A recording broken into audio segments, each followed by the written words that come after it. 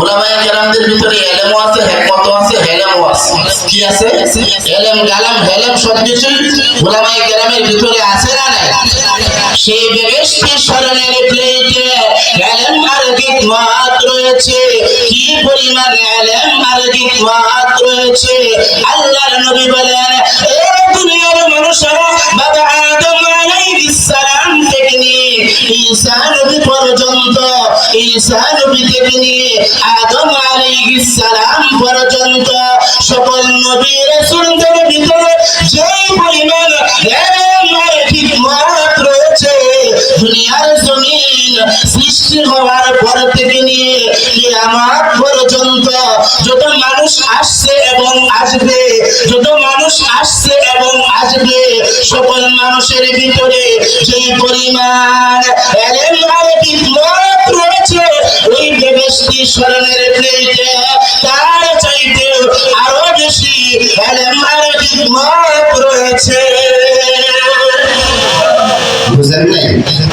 দুনিয়ার জমিনে যত নবী রাসূল আসছিলেন, লক্ষ নবী রাসূলদের ভিতরে যত ইলম আর হেলেম ছিল, শুরু থেকে নিয়ে পৃথিবী কিয়ামত পর্যন্ত যত মানুষ আসছে এবং আসবে, সকল মানুষের জ্ঞানকে যদি এক জায়গায় জমা করা হয়, আর ওই বেহেশতি স্মরণের প্লেটে যেই পরিমাণ ইলম আর হিকমত রয়েছে, ওই বেহেশতি স্মরণের প্লেটে ইলম আর হিকমতের সংখ্যা আরো অনেক বেশি। সুবহানাল্লাহ।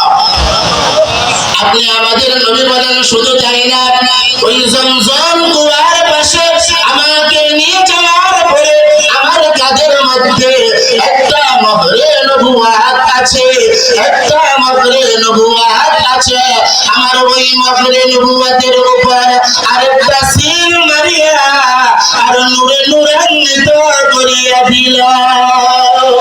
আপনি আমাদের নবী বলেন, এ সাহাবায়ে কেরাম, আমাকে জিবরাইল এবং মিকাইল ধরলেন, ধরিয়া আমাকে জমিনের মধ্যে শুয়াইয়া দিলেন, জমজম কুয়ার পাশে আমাকে শুয়াইলেন, শুয়াইয়া আমার এই বুকটাকে আল্লাহর কুদরতি ভাবে অপারেশন করাইলেন, আল্লাহর কুদরতি ভাবে ফাড়লেন, আল্লাহর কুদরতি ভাবে ফাড়িয়া ওই ইলম আর হিকমতের স্বর্ণের প্লেটটা আমার সিনার ভিতরে ঢুকাইয়া আবার সুন্দর করে আগের মতন বেন্টিস করিয়া দিলেন।